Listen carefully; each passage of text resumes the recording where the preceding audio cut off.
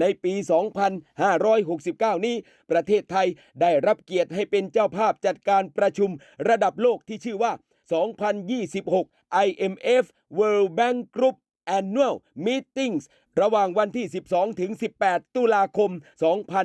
2569 ณ ศูนย์การประชุมแห่งชาติสิริกิติ์ครับ เวทีสำคัญที่ผู้นำด้านเศรษฐกิจการเงินสื่อมวลชนและประชาชนกว่า 15,000 คนจาก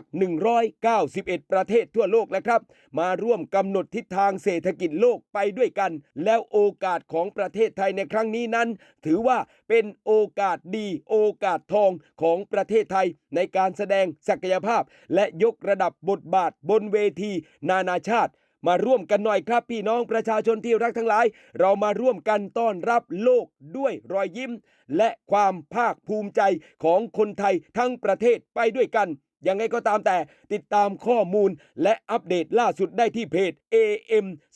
2026 Thailand ครับพี่น้อง